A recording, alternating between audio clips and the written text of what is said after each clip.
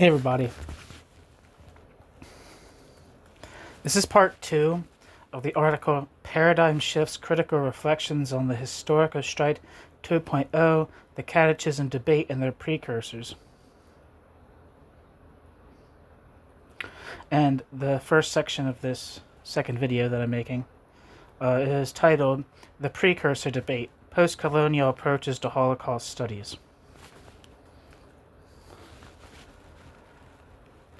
The question of whether the Holocaust was a qualitatively unprecedented event is one that has already been central to several debates about the relationship of colonialism and National Socialism since the beginning of the 2000s, as I have already indicated above.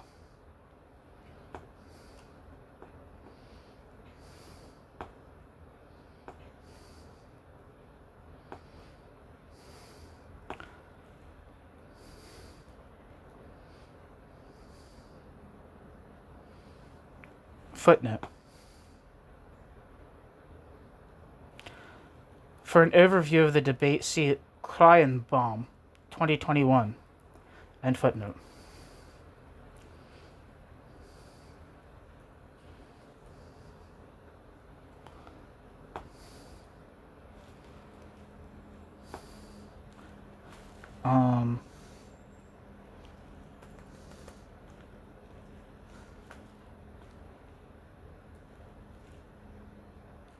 Sorry.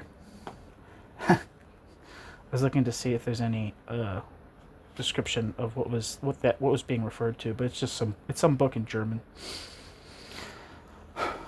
These debates were concerned with the question of whether and in what way the history of Western colonialism was a necessary reference point for the historiography of National Socialism and the Holocaust.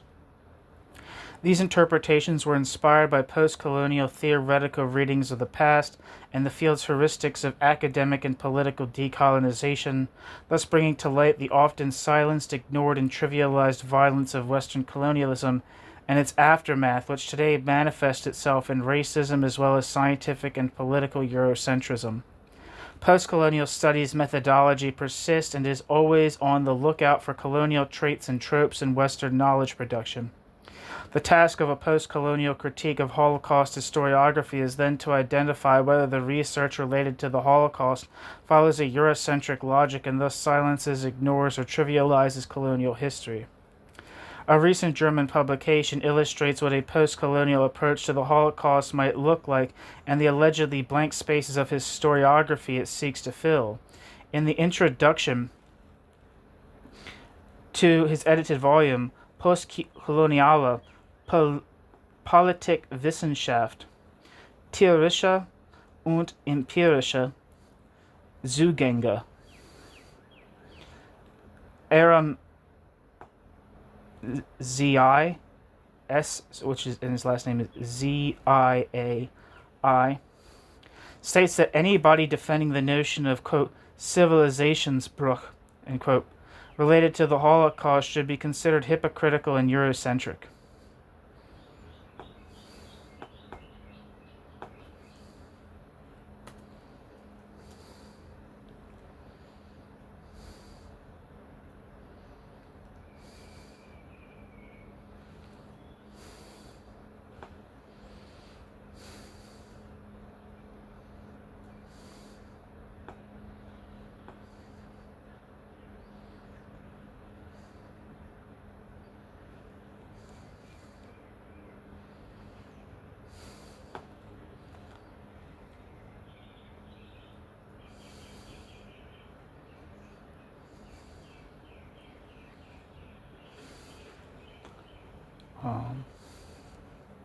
One second. What's being referred to is an article called Einleitung unserer Farm in Sengestan zur Notwendigkeit postkolonialer Perspektiven in der Politikwissenschaft, published in the book Postkoloniale Politikwissenschaft, theoretische und empirische Zugänge.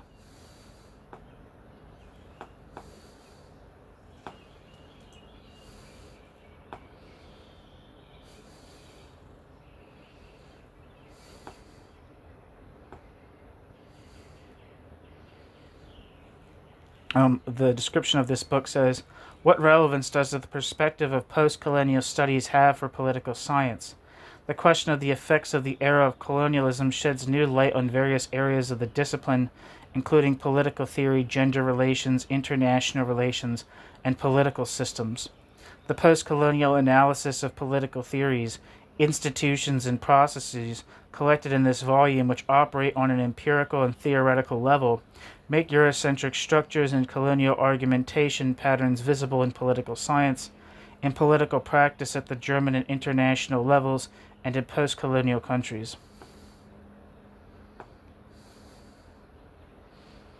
Back to the text.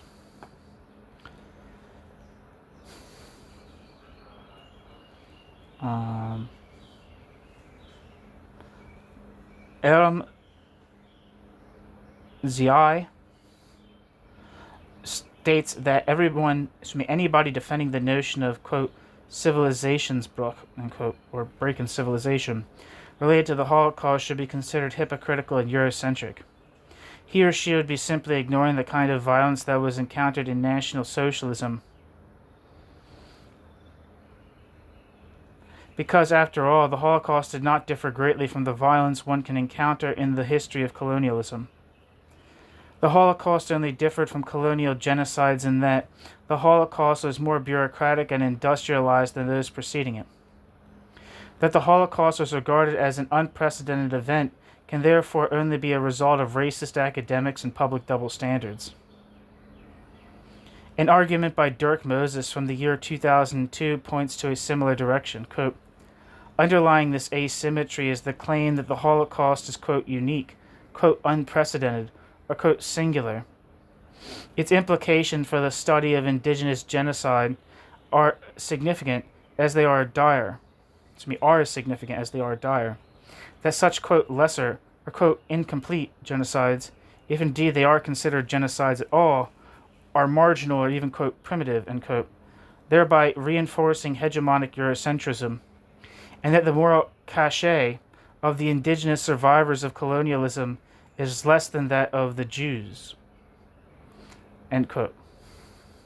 Dirk Moses.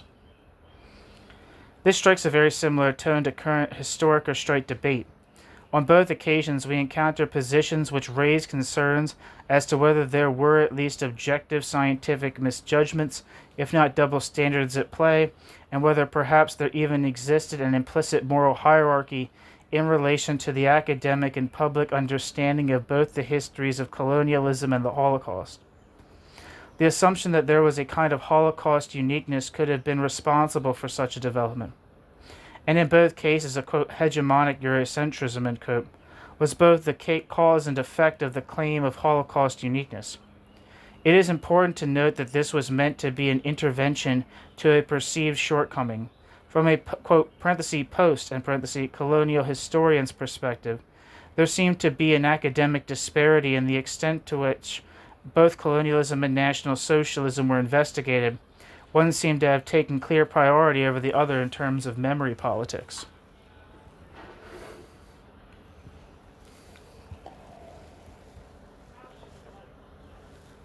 This may also be the reason why we were talking about a recent colonial turn in Holocaust studies, and not about a Holocaust turn in post-colonial studies. Holocaust studies were to be decolonized, quote, globalized, deprovincialized, end quote. Jürgen Simmerer, a major participant of the Precursor debates, thus aptly named one of his essays, which is titled National Sozialismus Postkolonial, Plädoyer zur Globalisierung der deutschen Weltgeschichte, end quote. Simmerer, 2011.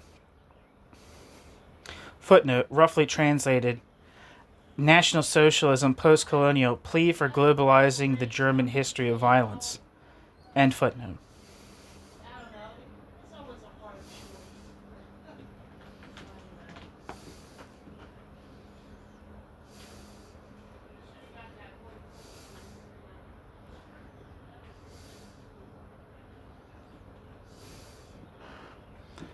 And that's from a book called Von Windhoek nach Auschwitz. Beiträge zum Verhältnis von Kapitalismus und Holocaust. Edited by Jürgen Simmerer.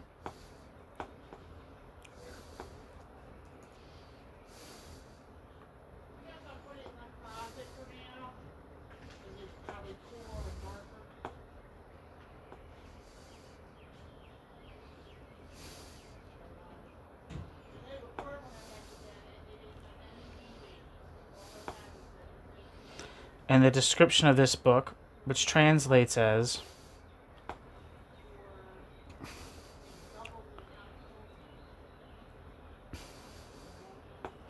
From Windhoek to Auschwitz. I don't know if I'm saying that first word right, so forgive me. Contributions to the relationship between colonialism and the Holocaust. Published in 2011 says, 40 years before the, quote, War of Annihilation in the East, end quote, and the Holocaust, German colonial troops committed the first genocide in the 20th century in German Southwest Africa. From Windhoek to Auschwitz examines the relationship between colonialism and National Socialism, taking genocide, the, quote, racial state, end quote, and the forced labor regime as the starting point for a comparative analysis. The volume is an indispensable document of a debate on a post-colonial expansion of German history, which is being intensively conducted within German and international historiography, and offers a fresh perspective on both the history of colonialism and the, quote, Third Reich. Back to the text. Simmerer's name is most often associated with the scientific debate about the supplementation of Holocaust studies with a post-colonial perspective.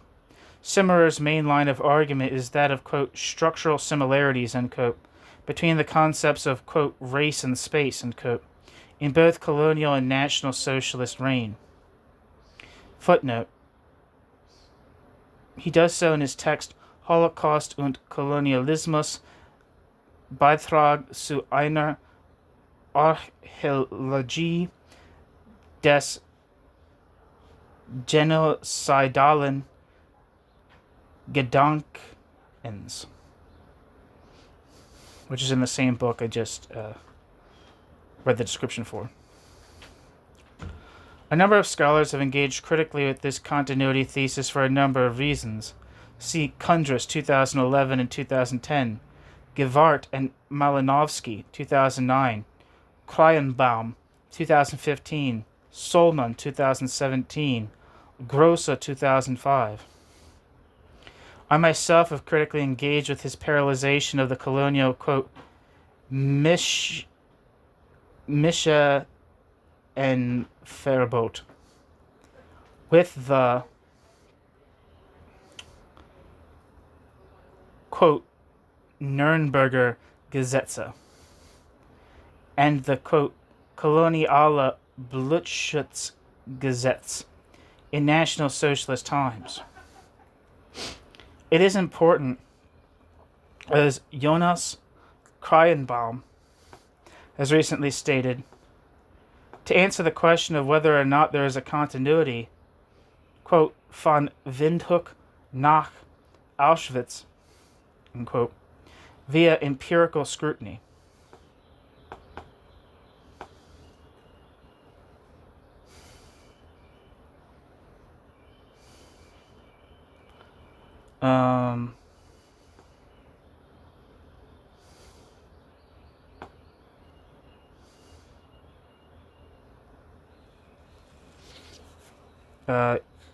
Jonas Kryenbaum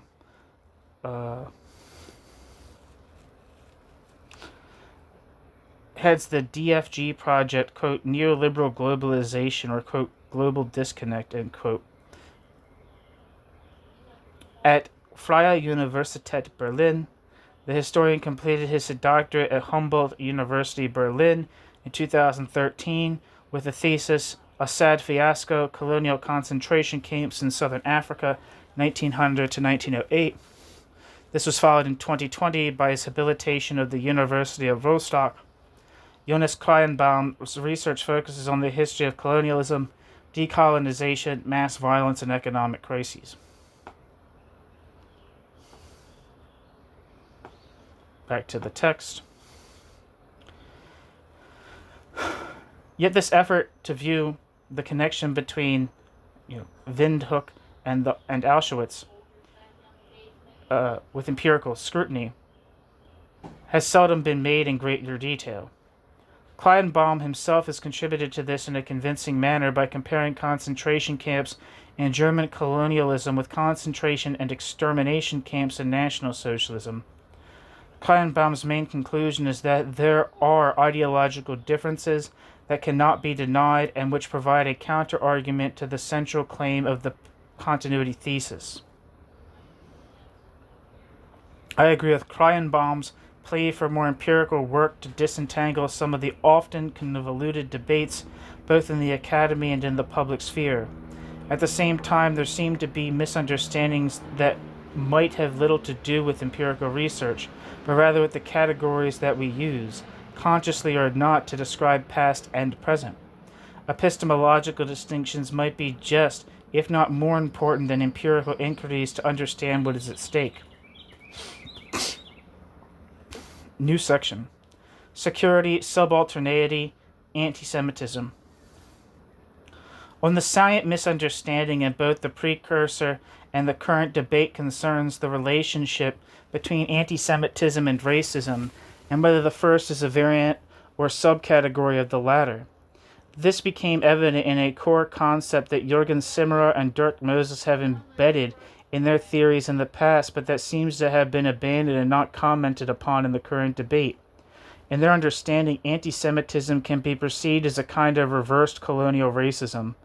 Thus, the Nazis had regarded themselves as a colonized people fighting against an imagined Jewish colonial threat. In this vein, writes Simmerer, anti-Semitism could be understood in post-colonial terms. Quote, Auch der Antisemitismus lässt sich durchaus postkolonial verstehen. End quote. While rightly recognizing that anti-Semitism differs from colonial racism and anti-Slavic racism in constructing a global conspiracy, Simmerer maintains that the ideology of anti-Semitism could fit into a post-colonial theorist framework. Quote, Während Antislawismus und Kolonialrassismus dem Deutschen / die Rolle des überlegenen Kolonisators, I don't know if I'm saying that, Kolonisators zuweisen.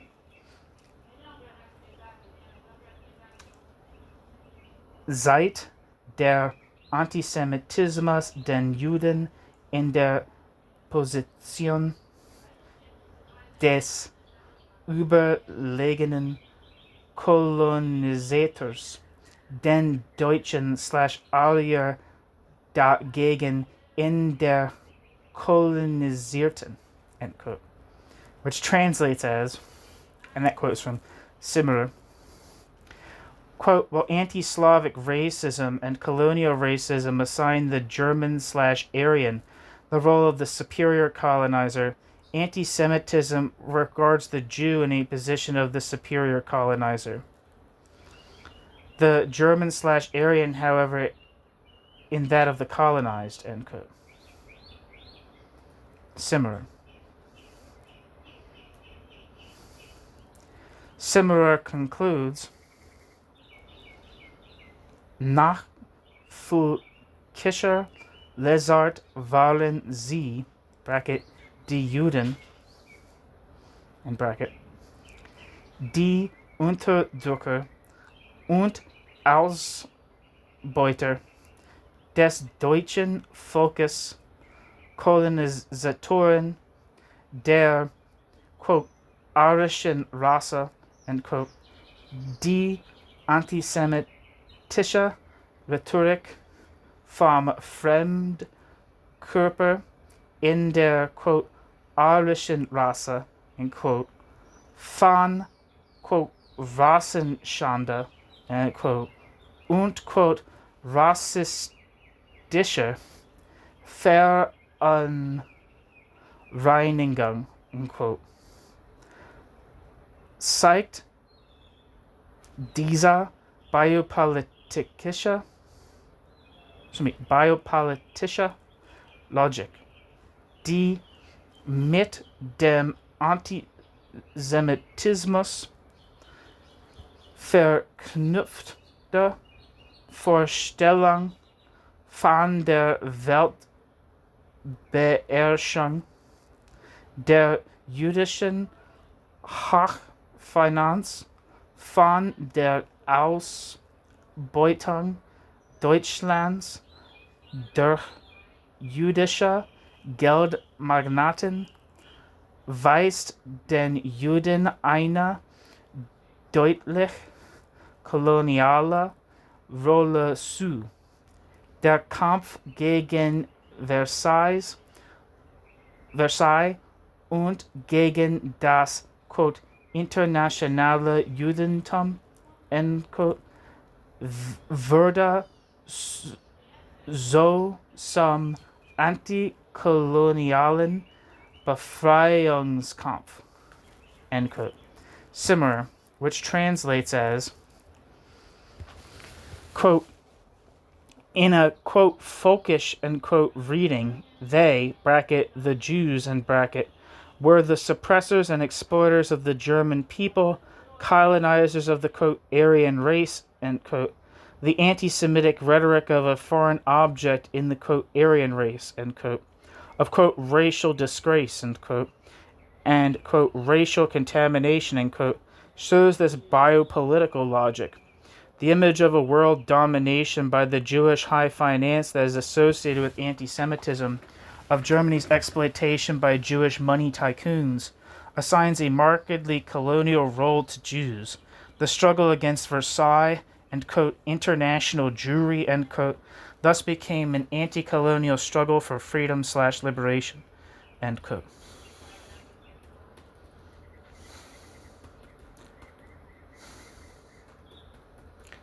End footnote. And that's similar again. Moses has used a similar argument, coining the concept of, quote, subaltern genocide, end quote, which he finds useful for making sense of the Holocaust. Like Simmerer, Moses regards German anti-Semitism as a fear of and fight against, quote, internal colonization, end quote, by a foreign people, parenthesis, Jews, in parenthesis, and concludes, quote, salvation lay in founding a self-sufficient continental Germanic empire, end quote. In an earlier text, Moses stated, quote, the relentless drive to exterminate the Jews entirely, then, is best explained in terms of the subalterns' racist nationalism, end quote. Moses. Footnote. Furthermore, Moses is rejecting the notion that the Holocaust could be better understood by referring to what Saul Friedlander deemed a, quote, redemptive, end quote, quality. Quote, if the Nazis' anti-Semitism was, quote, redemptive, its particular intensity at this historical conjuncture cannot be read from centuries of anti-Semitism, which had not resulted in genocides like this before, end quote. Moses, 2008. A peculiar observation, firstly because Moses ignores that Nazi anti-Semitism cannot be equated with antique or medieval variants of anti-Judaism, and secondly because it seems to ignore that of course the Holocaust did not happen out of nowhere, but needed preparation and a specific historical situation to occur. The potential, however, was already inherent in the ideology. End footnote.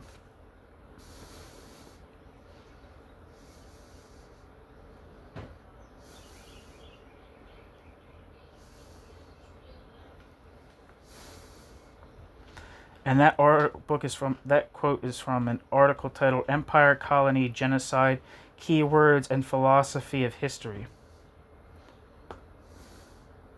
in a book titled Empire, Colony, Genocide, Conquest, Occupation, and Subaltern Resistance in World History.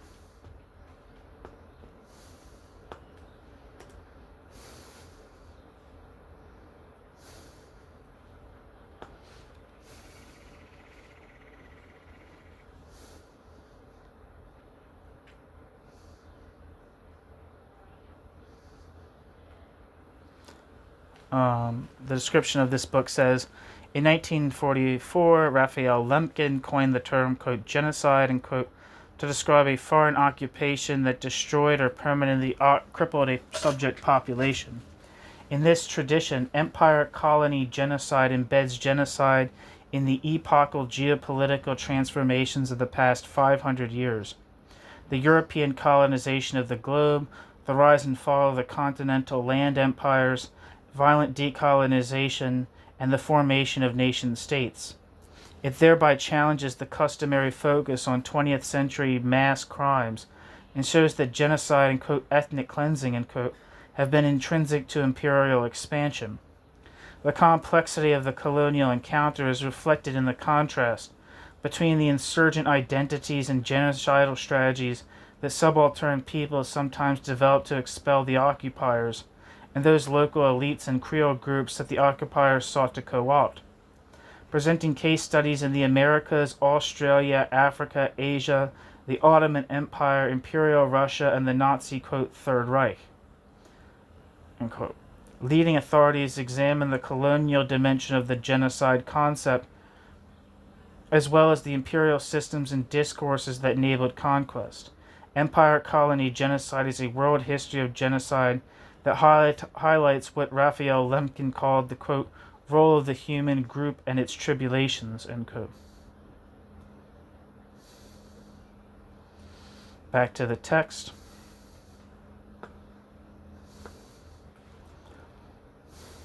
End footnote.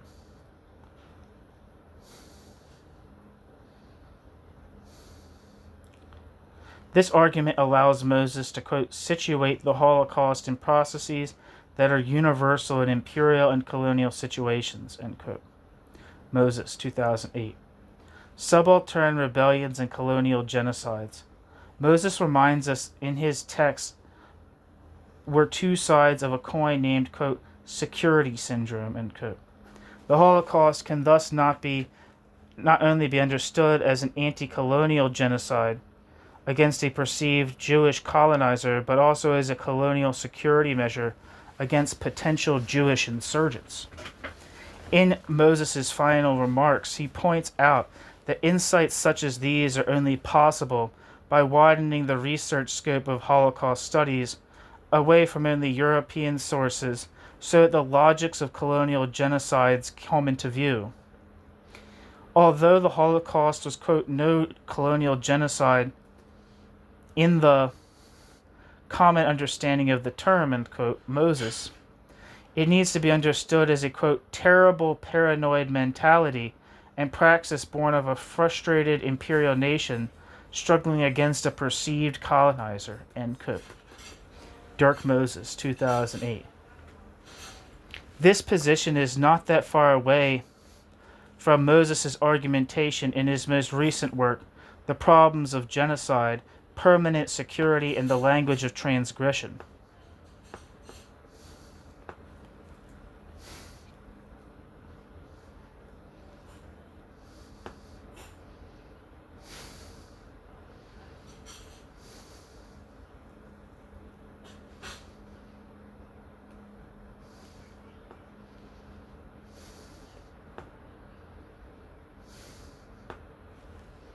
I think I looked up this book already. I'm not sure, but anyway. This position is not far away from Moses' argumentation in his most recent work titled The Problems of Genocide, Permanent Security, and the Language of Transgression, which is also mentioned in his catechism text. Quote, permanent security, end quote, Moses writes, quote, is the unobtainable goal of absolute safety that necessarily results in civilian casualties by its paranoid tendency to indiscriminate violence, end quote. A. Dirk Moses. A. Dirk Moses concludes that, quote, the Nazi genocide of Jews, the Holocaust, is the most notorious case of illiberal permanent security, end quote. Moses, 2021.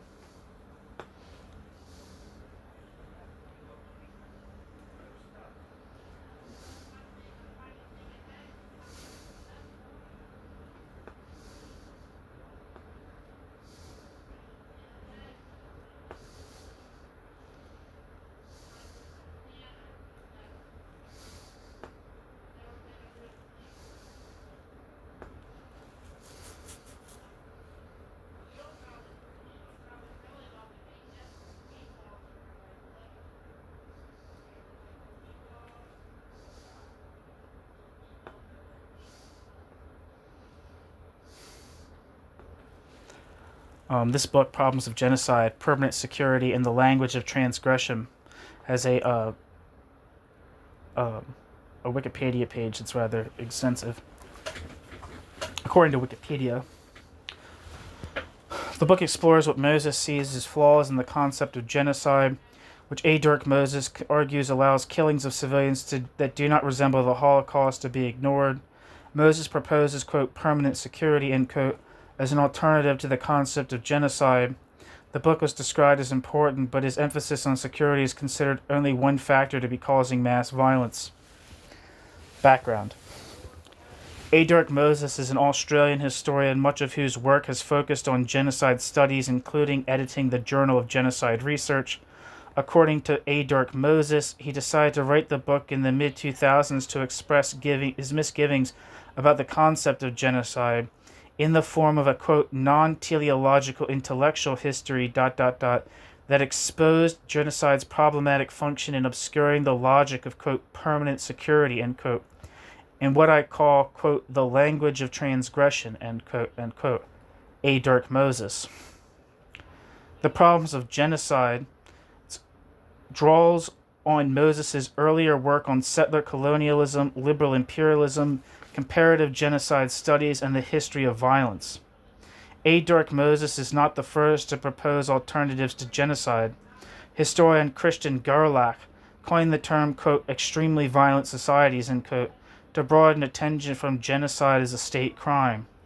The book was published about the same time as Moses initiated the Catechism-Debate, arguing that the German Holocaust remembrance has shut down criticism of colonialism and racism.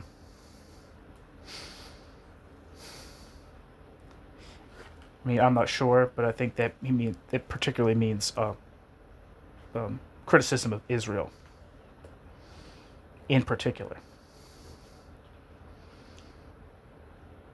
Parts of the book were translated into German and published as Nach dem Genozid, Grundlage für eine neue Erinnerungskultur, translated as After the Genocide, Foundations for a New Culture of Remembrance, although one reviewer criticized German publishers for not translating the entire book.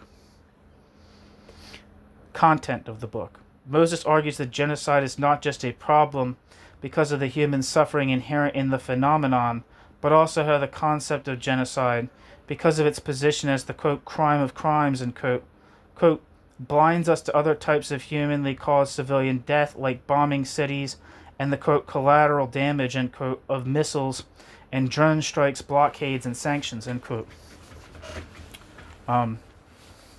Notice that what's not included in there is the famines and the massive death in the communist countries, such as Stalin's Russia and Mao's China.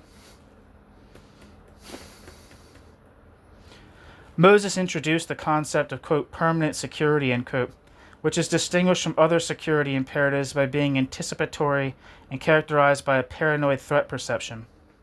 Moses distinguishes two types of permanent security, illiberal and liberal. Illiberal permanent security, quote, entails preventative killing of presumed future threats to a particular ethnos, nation, or religion in a bounded, quote, territoriality, end quote, end quote.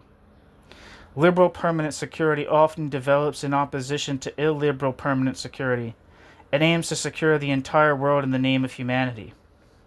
Moses argues that permanent security underpins the three mass atrocity crimes of genocide, crimes against humanity, and war crimes, because prejudice does not cause violence without the securitization of the other. He argues that permanent security should be criminalized. The third section of the book covers Holocaust memory and comparative genocide studies. Moses argues that the concept of genocide depoliticized earlier ways of talking about mass violence, the language of transgression, and the ongoing view of genocide as a depoliticized crime normalizes types of violence that can not be analogized to the Holocaust. Reception. Sinyal Graf praised the book as, quote, written from an unrelenting concern for the sanctity of human lives, end quote, a landmark study that redefines perspectives on mass atrocities across political science, history, and international law, end quote. Syrian dissident Yassin al-Hajj Saleh considers the book important and relevant for Syria and the Arab world, advocating translation to Arabic. However, Yassin al-Hajj Saleh considers Moses' proposal to criminalize permanent security not feasible. Historian Taner Akam calls the book, quote, the most comprehensive critique produced thus far in the concept of genocide, end quote, and a foundational work. Historian Omer Bartov described the book as, quote, an erudite, complex, and in many parts quite fascinating read, end quote, but says that Moses fails to propose a viable alternative to the concept of genocide. Some Holocaust historians accused Dirk Moses of promoting a conspiracy theory by which Raphael Lemkin, a major supporter for the inclusion of genocide in international law, was a Jewish exclusivist and only concerned regarding Jews under Nazi rule. However, according to Dan Stone, Moses' reading, although debatable, quote, is well within the norms of intellectual history, end quote. Furthermore, it is not the focus of the book. Security studies researcher Beatrice de Graaf says that the book is, quote, crucially important in shattering consolidated legal, political, scientific, and historiographical positions on genocide, international law, and security, end quote. Nevertheless, she is critical of Moses' conception of permanent security, arguing that Moses overlooks earlier work in historical and critical security studies, exploring the totalizing instinct of state security in general, and his argument would be stronger if he covered the origins of the preventative security paradigm in Europe around 1800. According to reviewer Ulrike von Hirschhausen, Moses ignores recent research on how indigenous people used the, quote, language of transgression, end quote, to resist colonialism, and flattens the complicated reality of historical empires by presenting them as totalizing, when in fact these empires attempted to manage difference, not wipe difference out. Furthermore, Moses' focus on security has recognized as a significant factor in incidents of genocidal violence, but is a monocausal explanation that cannot explain genocidal violence by itself. Von Hirschhausen states, quote, in the age of nationalism, however, both colonizers and the colonized turned ethnicity, not security, into the most effective means to mobilize intervention in favor of or against imperial rule, end quote. Von Hirschhausen. The obsession of Nazis and other anti-Semites with, quote, racial hygiene, end quote, and the euthanasia killing cannot be explained through a securitization framework. Moses does not engage with the argument of Gotz Ali that greed and acquisitiveness, both in terms of individual perpetrators enriching themselves and Germany's desire to dominate Europe and live on plunder, were among the primary motivators of Nazi criminality. Ronald Grigor Suni praises Moses for exposing a, quote, pernicious hierarchy of crimes, end quote, but says that his goal is, quote, not practicable. The word genocide is here to stay in law and language, end quote. Ronald Grigor Suni.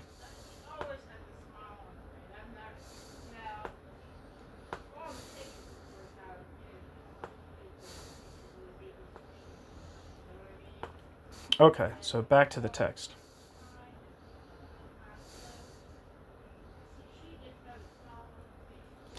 In his chapter on National Socialism's illiberal permanent security, Moses differentiates between two interpretive scopes of explaining the Holocaust. One could be called the, quote, anti-Semitism paradigm, end quote. The other a, quote, alternative, end quote, that of imperialism and colonialism, end quote. Moses.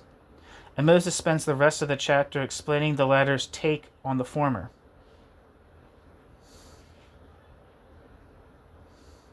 In essence, Moses' claim is that the Holocaust was less inspired by the European tradition of anti-Semitism, than that of European imperialism and colonialism.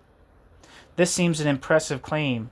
The global total annihilation of Jews is better understood by drawing on imperialism and colonialism as reference points, instead of anti-Semitism. How does Moses argue his case? Quote, the Holocaust, Moses writes, quote, was less the ineluctable consequence of scientific racism or even a millennia, sick, of anti-Semitism than of frustrated and paranoid imperial elites lashing out at a perceived enemy that it thought most intent on destroying it, however outlandish that belief, end quote. Moses. It seems to me that Moses is drawing here on a distinction that is not convincing. One could not argue that, quote, lashing out against a perceived enemy that it thought was intent on destroying it, end quote, is one, among others, of the core elements of modern anti-Semitism. I think I might have read that sentence wrong. It seems to me that Moses is drawing here on a distinction that is not convincing. Could one not argue that, quote, lashing out against a perceived enemy that it thought was intent on destroying it, end quote,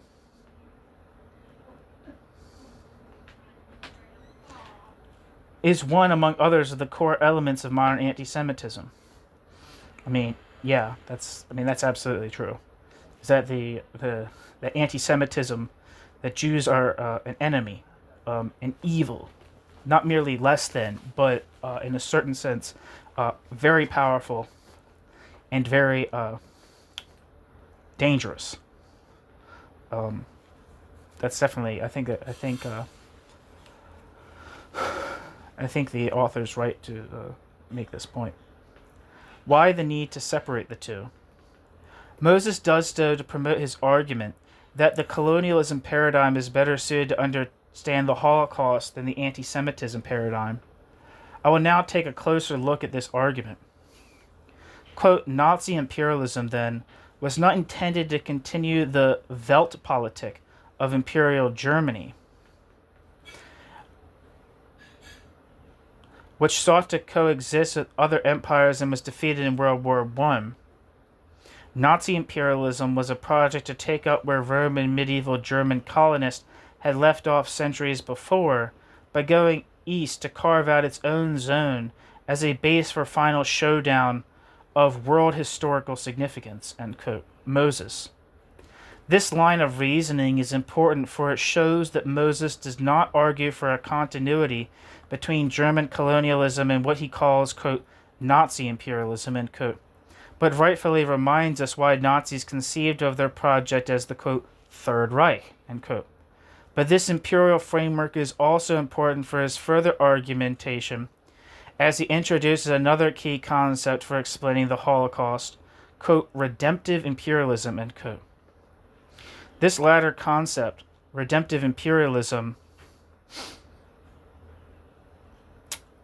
A. Dirk Moses contrasts with Saul Friedlander's, quote, redemptive anti-Semitism, end quote, which implies the idea that what the Nazis sought with the global destruction of Jewry came close to spiritual liberation. Quote, redemptive anti-Semitism, end quote, Moses claims, quote, was a function of a broader project, redemptive imperialism, end quote. A. Dirk Moses, 2021. Within the redemptive imperialism, A. Dirk Moses claims the destruction of Jews in the Holocaust was part of several imperial measures. This allows Moses to situate the Holocaust in an imperial and colonial framework. Quote, the Holocaust was not a classical case of, quote, colonial genocide, end quote, that is, of a colonizer destroying the colonized. The function of Jews, or rather, quote, the Jew, end quote, in Nazi thought, and as objects of genocidal practice was so ubiquitous and varied that it cannot be captured by such a simple formula. But that does not mean imperial modalities were irrelevant. On the contrary, they were central in a number of ways. German Jews were killed as perceived colonizers, who had, in the Nazi imagination, dominated Germany and led Germany to the brink of extinction. Integrating the Holocaust into this picture has been challenging because Jews, especially assimilated Jews, do not fit conventional images of a colonized people. But the key fact is that many Germans believed that they were being colonized by Jews. End quote. Here, Moses revisits his former argument that the Holocaust could be understood as a subaltern genocide. However, what Moses describes as a key fact, namely that Germans believed they were being colonized by Jews, is not supported by further evidence. We know, and Moses also cites this as evidence, that German soldiers used tropes stemming from colonial racism in letters to describe the population of Eastern Europe, including Jews. However, we do not know that they wrote in their letters that they fought against a perceived Jewish colonial regime. Pointing out that Jews were imagined as a colonial oppressor is problematic for several reasons.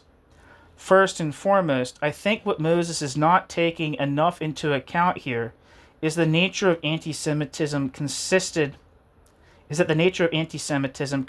of a paranoia of a, quote, invisible, end quote, enemy that was regarded as almighty and powerful, as well as parasitical and even demonic. In this anti-Semitic imagination, Jewry posed an active threat, as Moses also writes. However, I would maintain that it did not pose a threat in the sense of an imagined colonial oppression, but by way of a global conspiracy of a, quote, counter-race, end quote, a, quote, Gegenrasse, end quote, Adorno and Horkheimer.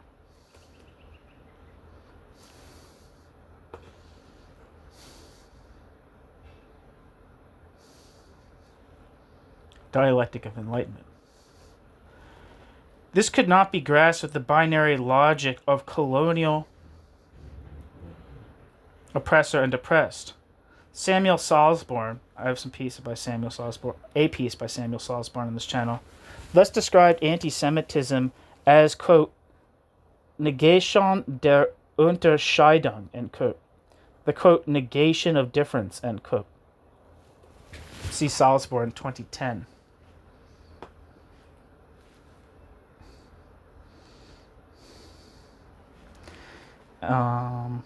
And that's referring to a book by Samuel Salzborn titled Antisemitismus als negative Leitida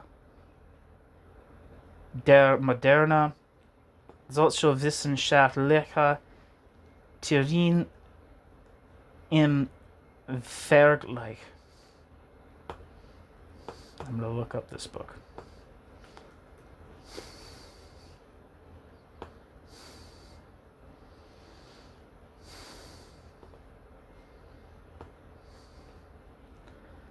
Let me translate this page so we can find out what the hell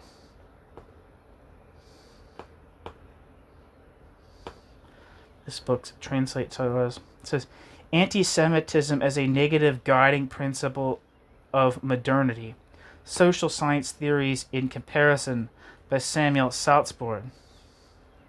The description of the book says, in social science research on anti-Semitism, both nationally and internationally, the lack of a study that combines theoretical and empirical findings is lamented. Theoretical works often use empirical studies selectively at best to support their hypotheses. Empirical studies, in turn, usually dispense with theoretical findings entirely. Samuel Salzborn now provides an empirically grounded theory of the individual and collective causes of anti-Semitism, its argumentative structures, and the social context and conditions of its development. To this end, he examines political science, sociological and psychological works on anti-Semitism and examines them using empirical analyses. He thus closed a significant gap in social science research on anti-Semitism. Back to the text. It seems to me that Moses neglects the multi-sided features of modern anti-Semitism, especially the conspiratorial aspects, which I think, just as a side note,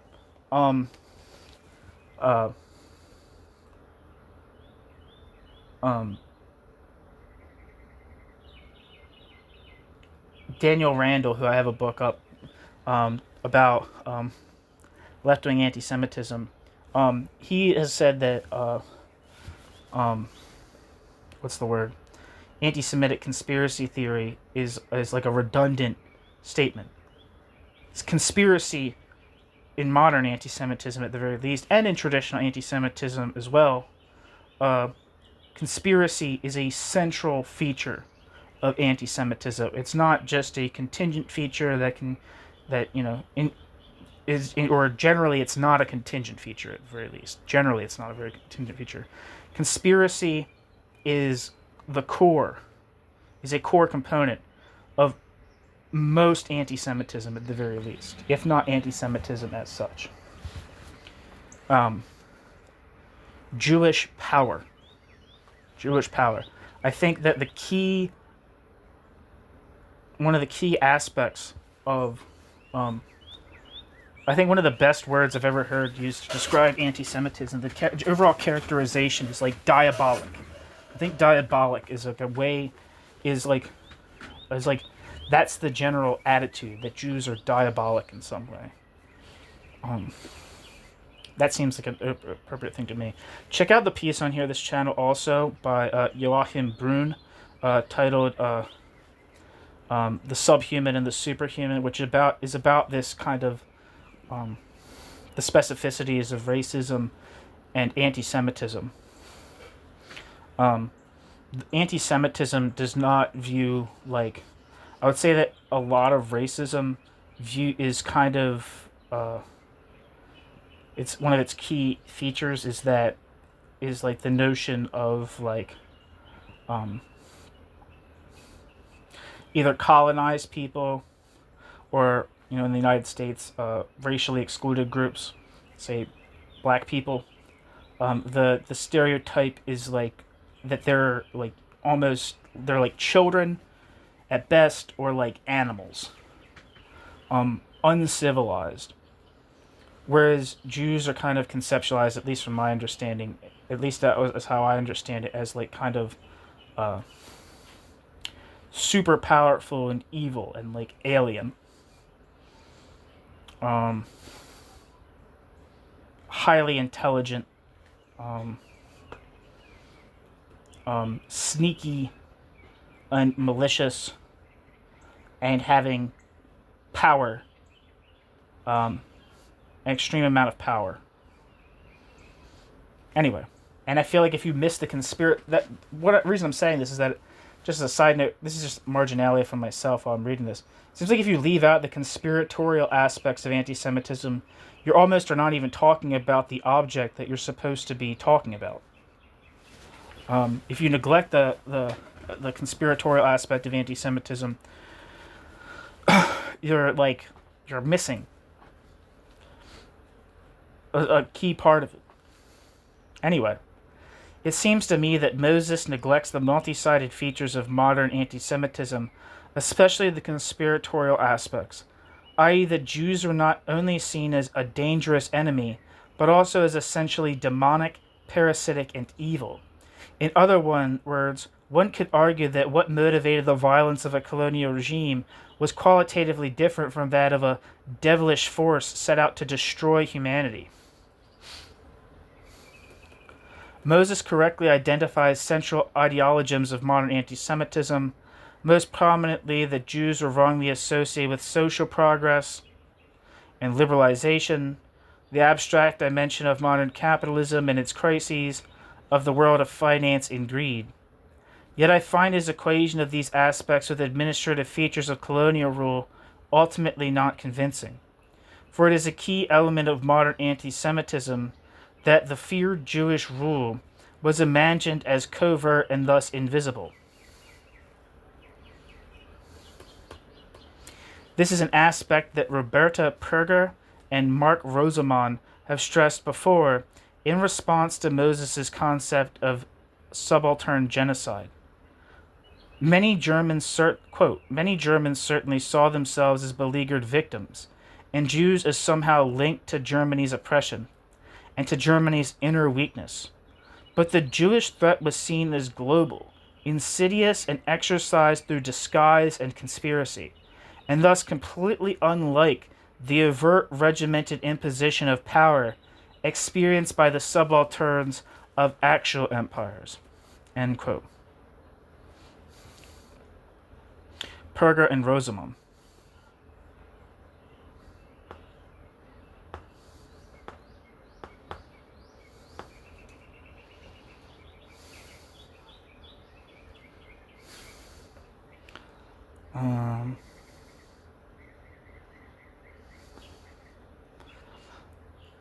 It looks like Roberta Perger is a historian of modern Europe.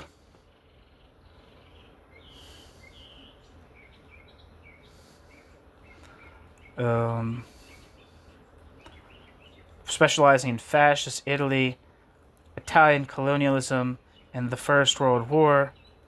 And she works at Indiana University, Bloomington. So someone who's quite well acquainted with colonialism. And Mark Rosamond. I said Rosamond before, but it's probably Rosamond if he's not German.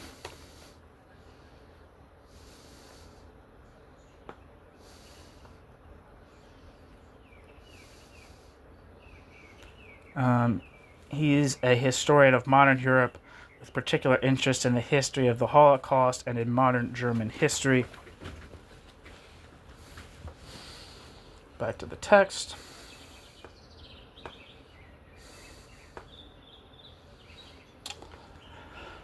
Moses' claim that redemptive anti-Semitism was part of a redemptive imperialism can easily be refuted by pointing to the fact that the Nazis continued their extermination policies against the Jews, even when it was inevitable that the war was lost and there was no way to realize the vision of a 1,000-year Reich. One could therefore argue that, at least since 1941, redemptive anti-Semitism and not redemptive imperialism was at the core of the Nazi project. Just to be clear about the purpose of Moses' argument, Moses wants to show that the colonial paradigm is better suited to explain the Holocaust than that of anti-Semitism. Part of the anti-Semitism paradigm, Moses explains, was to imagine Jews as posing no active threat to the German populace. This, according to its proponents, differentiated the Holocaust from other genocides.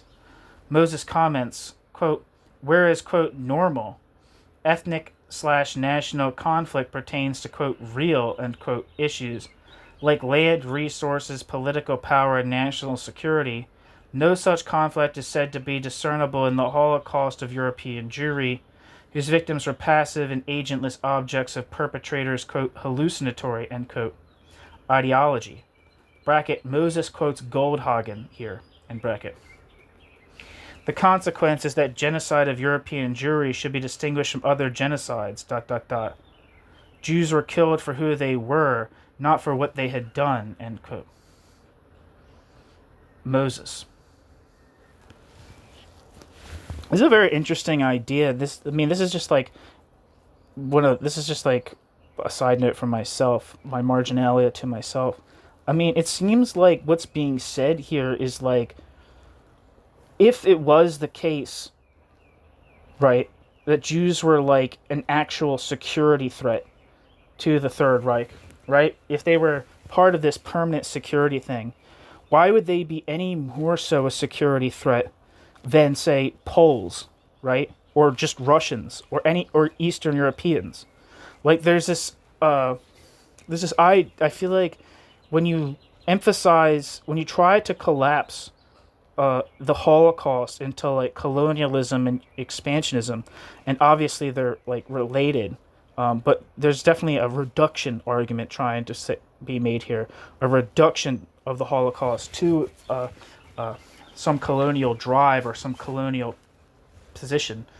And I'm not really quite sure if I'm following necessarily this idea. Yeah. All right, I'll be out. I don't know if I'm really following Moses' idea here of like the Jews viewing, the Nazis viewing the Jews as like a colonizer. Like, do you think I could describe part of it? But there was no actual like I don't think that just doesn't. I'm not sure how I'm following that, because obviously, the Nazis viewed the Jews as exploiting, right, Germany, and responsible for its failure in World War One, and in some sense responsible for both the Soviet Union and, say, like the United States, were entering war against it, and so on and so forth. But this kind of like conception that the Nazis just kind of delusionally felt that the Jews were like colonizers, as in the sense that like I don't know, maybe Britain was a colonizer of another country, or France was a colonizer of another country, or Germany or Russia were colonizers of other countries. That seems like a very, very dubious, reductive stretch. And the thing that seems always very bizarre to me when hearing these kinds of like arguments too is like, I mean, I actually just said this already, so I'm repeating myself a bit.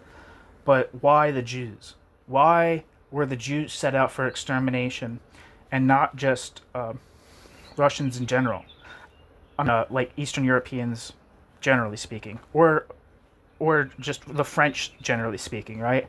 Why weren't just like French people killed? Why like rounded up and sent to Auschwitz? Why weren't Poles just rounded up and sent to Auschwitz? Why were I'm pretty sure, and I'm not exactly sure about this, but I think there was a thing where you could become Aryanized if you were like Polish, right? Like I'm pretty sure that like if you like changed your name to like for instance, like if you changed your name from a Polish name to a German name, you could be like granted some kind of status as an Aryan, right? I mean, I'm not exactly sure about that process, so I might be talking about my butt a little bit on that, but like this idea of the Jews being like the Jews being not persecuted because they were Jews, but because they were viewed as like an especially dangerous security threat to the Third Reich is like a very big stretch to me. And it's also just like it kind of follows generally it kind of follows the Stalinist, I would say, interpretation of the Holocaust, right?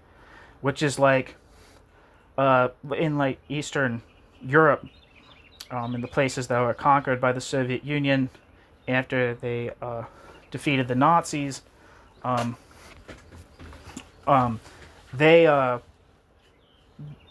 didn't. There was very serious opposition to giving any particular focus to the anti-Semitic character of Nazi crimes, right? And that was kind of like throughout Eastern Europe. The idea that like the Nazis perpetrated crimes against the world, against Eastern Europe, against Russia, against like the socialist fatherland, even, and just kind of completely erasing the specificity of the anti-Semitism of Nazi persecution, right? Who was the guy's name? What's it? Something, is it like Ehrenberg or whatever?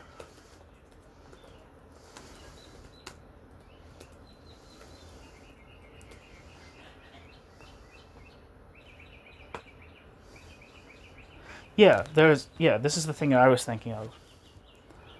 Um, Let me just read this Wikipedia article. This is one thing of. The Black Book of Soviet Jewry. The Black Book of Soviet Jewry, or simply the Black Book, also known as the Complete Black Book of Russian Jewry, is a 500-page document compiled for publication by Ilya Ehrenberg and Vasily Grossman, originally in late 1944 in the Russian language. The Black Book of Soviet Jewry was a result of the collaborative effort by the Jewish Anti-Fascist Committee, which was persecuted also in the Soviet Union, and members of the American Jewish community to document the anti-Jewish crimes of the Holocaust and the participation of Jews in the resistance movement against the Nazis during World War II. In 1991, Kiev editors of the Black Book the 1991 Kiev edition of the Black Book was subtitled "The Ruthless Murder of Jews by German Fascist Invaders Throughout the Temporarily Occupied Regions of the Soviet Union and in the German Nazi Death Camps Established on Occupied Polish Soil During the War of 1941 to 1945." And here's the important thing.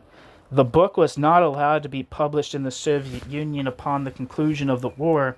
Its insistence on the uniqueness of Jewish suffering above and beyond the rest of Soviet citizenry was denounced by the Central Committee as anti-Soviet. Right? I don't think that's I don't think Moses is downplaying the fact that the Holocaust did happen to the Jews, right? But it seems like if you're this kind of the places that the Nazis colonized, they had Jews in them, but they were not Jewish states, right? And the Jews weren't the majority of the population. In some areas, they were the majority of the population. I think Minsk might have had something near. I don't know. Maybe I'm wrong about that. It had a lot of Jews in it, a very large part of the population. But this idea that what the Nazis were invading were Jewish countries or something like that, and they were killing them as threats within these dominated countries, seems fucking bananas to me. I don't know. Maybe I'm mischaracterizing Moses' argument, but I think I'm responding to a core thrust of it. Anyway, Moses contrasts this position with the imperial paradigm, which, according to him, offers a far better explanation. Moses' concept of illiberal permanent security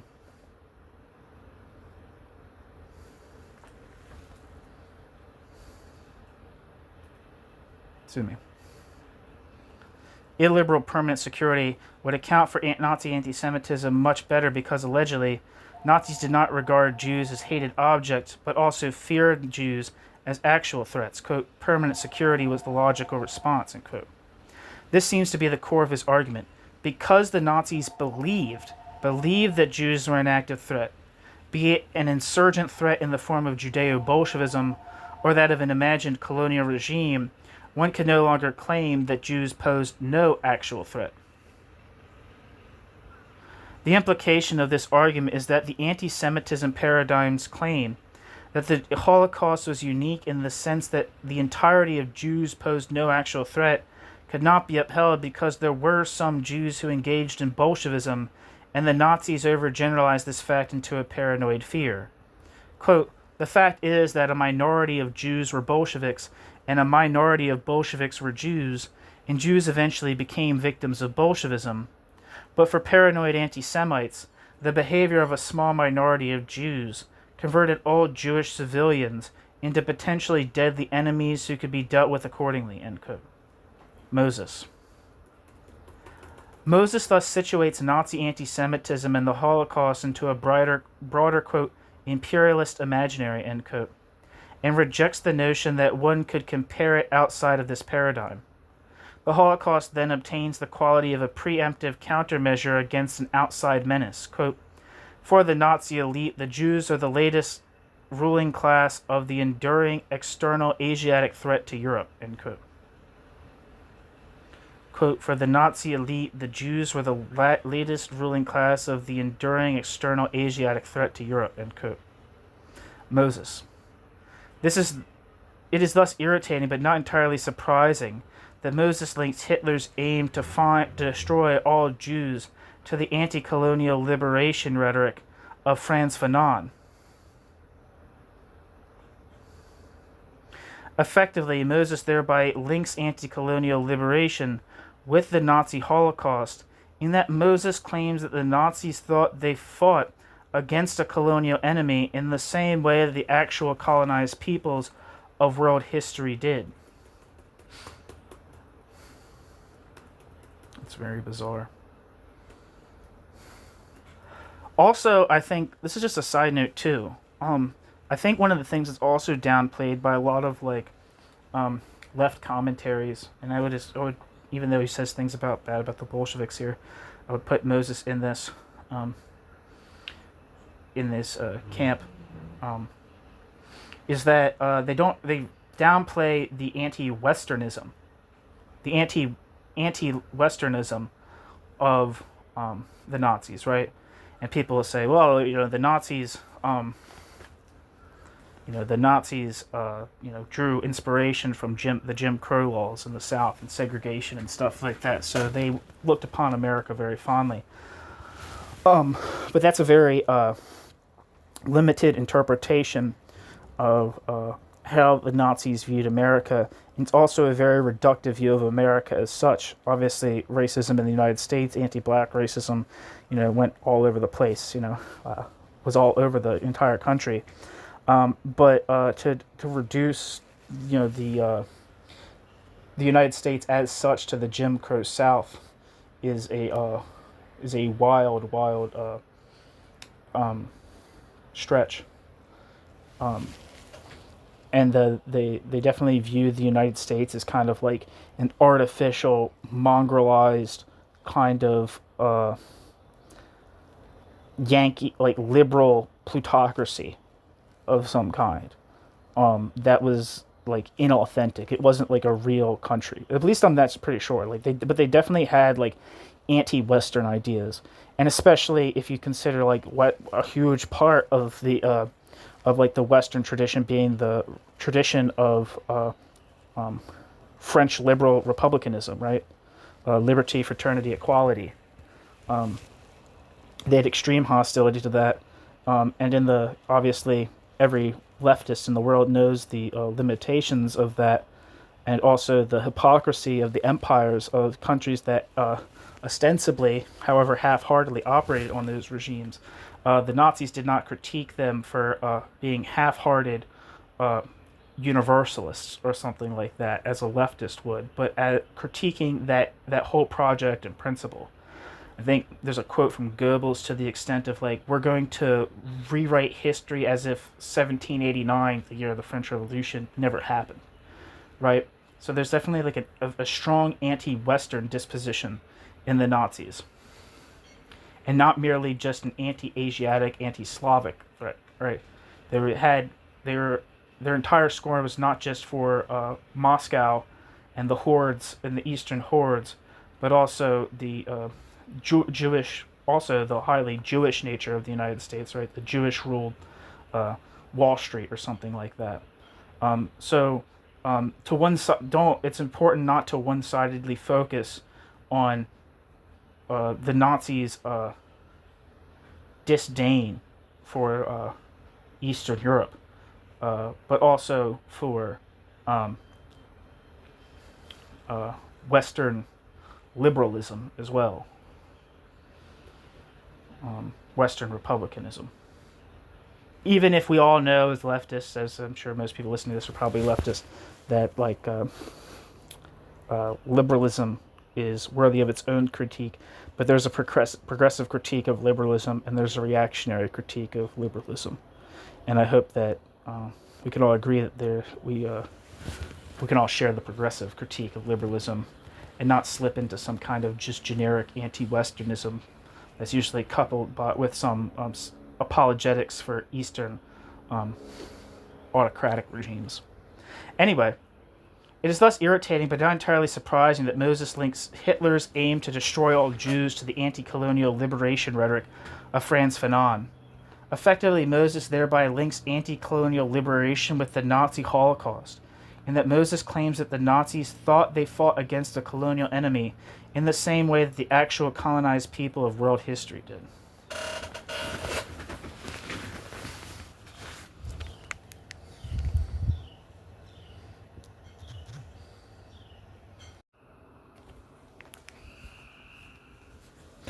Conclusion. In essence, Moses' approach is that following his concept of permanent security, we should abandon the, quote, anti-Semitism paradigm, end quote, in favor of the, quote, imperial paradigm, end quote. A. Dirk Moses' Catechism essay is based on the same ideas. It is a plea to abandon the uniqueness paradigm, which stands in close connection to what he labels the anti-Semitism paradigm of the Holocaust, because it is no longer adequate and merely serves so-called, quote, high priests, end quote, and the German political elites is a mere legitimation device for the purpose of an unconditional support for the state of Israel. Not only does Moses claim that the uniqueness of the Holocaust blocks the view to other genocides, he also implies that favoring anti-Semitism over imperialism as an explanatory framework effectively does the same.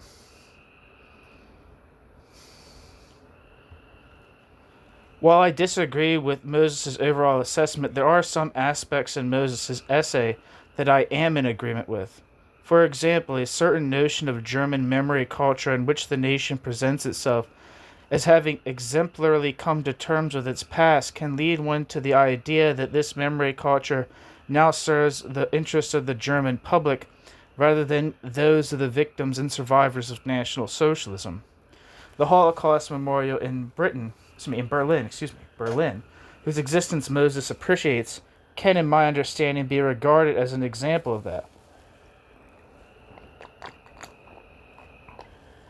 In this context, I agree with the criticism of instrumentalizing Jewish life in Germany for a positive self-understanding of a purified and reformed nation. Parenthesis, although I would not use Moses' term, quote, redemptive philo-Semitism, end quote, for this, end parenthesis. Finally, I agree with Moses' condemnation of general ignorance concerning Germany's colonial past up to the present day. There is indeed a problematic imbalance in Germany's culture of remembrance, in which Holocaust memory is part of a self-proclaimed, quote, Staatswesen, or reason of state. I guess that's what that means. I don't know. But the memory of colonialism isn't. Actually, neither one of these topics needs to be featured in federal identity debates. But since memory politics is always connected to reparations and restitutions, this imbalance clearly needs to be addressed. I would, however, disagree with Moses' insinuation that a state-subsidized Holocaust uniqueness belief was solely to blame for the lack of thematization of the colonial past, even if reparations to Namibians were denied, with the argument that the Herero-Nama genocide was, quote, incomparable, end quote, to the Holocaust, parenthesis, an example that Moses gives, end parenthesis. The reasons for denying such reparations is ultimately not the uniqueness of the Holocaust, but the continuities of racism and ignorance towards the victims of colonialism and colonial violence. I agree with Bill Nevin's observation in his essay, titled A Plea for More Balance, parenthesis, part of the collection of new fascism syllabus texts, end parenthesis. Quote, if colonialism has taken so long to establish itself in German memory, then not because of Holocaust memory, but because Europe generally has taken so long to face its white supremacist racist past and present. End quote. Bill Niven. Niven is probably how you pronounce it, actually. And who's Bill Niven?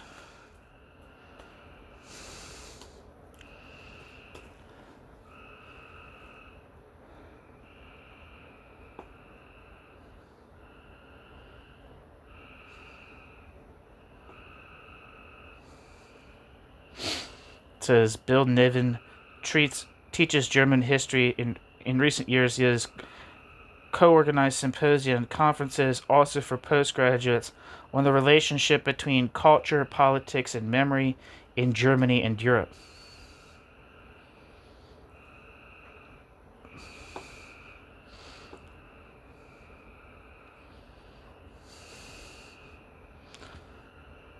His research areas include National Socialism, Hitler, memory of the Third Reich, history and memory of East Germany, contemporary Germany, 20th century German film and literature, memorials and memorialization in the 20th and 21st centuries.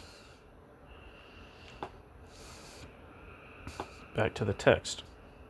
Moses writes that the Catechism was, quote, internalized by tens of millions, end quote, of Germans. This seems strangely at odds with the actual situation in contemporary Germany, where only a fraction of these alleged tens of millions are likely to possess a reliable and clear understanding of the Holocaust, let alone know what concepts like singularity or uniqueness mean or imply. Much can be said about Germany's Middle East debates, but that a large section of the German population stands in uncritical solidarity with Israel because it has internalized the uniqueness of the Holocaust seems exaggerated at best. In fact, German discussions often take a far more critical stance towards Israel than any other nation. In his essay, Niven opens up the debate to the question of whether or not one should at least address aspects in the debate about Israel, Palestine, and boycott, divestment, and sanctions, BDS. They sometimes get ignored in the current discussion, namely the role of Islamist movements such as Hamas or the Islamic Jihad, or the question of what the goals of BDS actually entail. Footnote. Although I do not agree with all of them, I find Bill Niven's assessments accurate here. Quote, the three main demands of BDS are: end the occupation and colonization of all Arab lands, create true equality for Arab Palestinian citizens of Israel, and recognize the right of return of Palestinian refugees.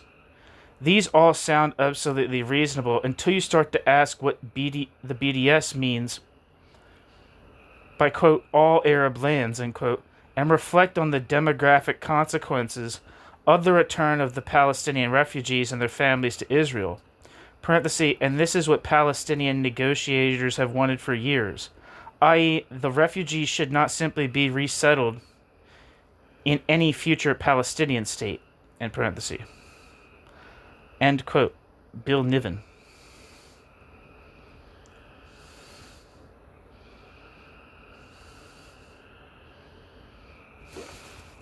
End footnote. Bill Niven writes, quote, opposition to the very existence of Israel is not uncommon among Palestinian politicians or Arab politicians more generally. Should we not at least mention this? End quote. Bill Niven. Since Islamic anti-Semitism and anti-Semitism in relation to the State of Israel, the latter being the most dominant variant of anti-Semitism in the 21st century, according to Monika Schwarzfriesel and Yehuda Reinhartz, are often ignored or trivialized in post-colonial / anti-colonial arguments in relation to Israel and the Middle East, where the racist white settler colonial apartheid narrative is dominant and usually unquestioned. I propose that we should argue for opening the debate to aspects of this kind.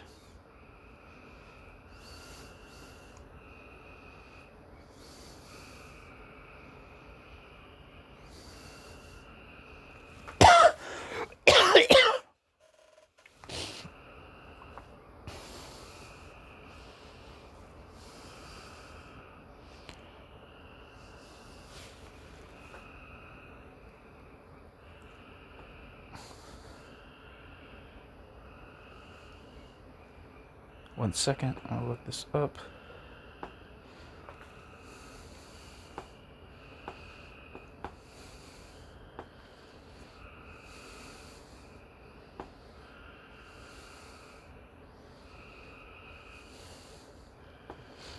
I want to look up this article that's being referenced here.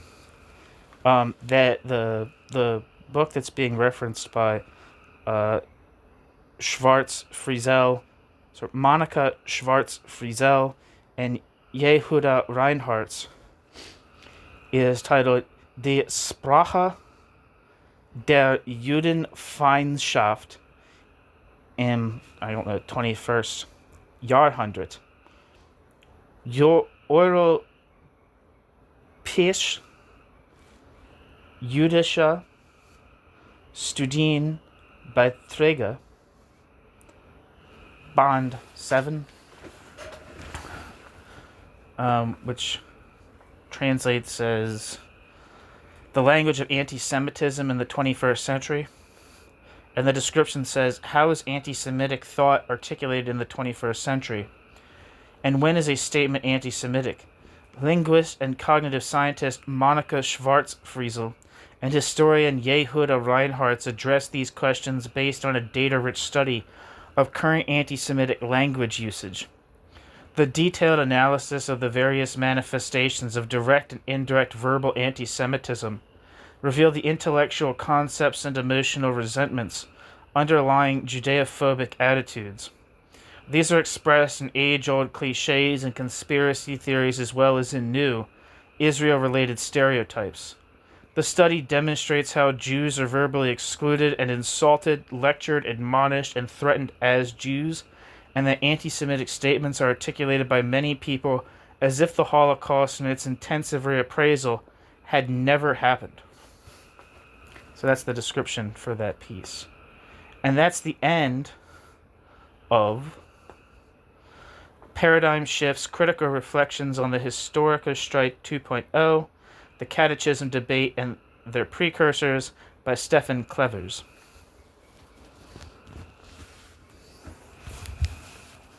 Thank you for listening.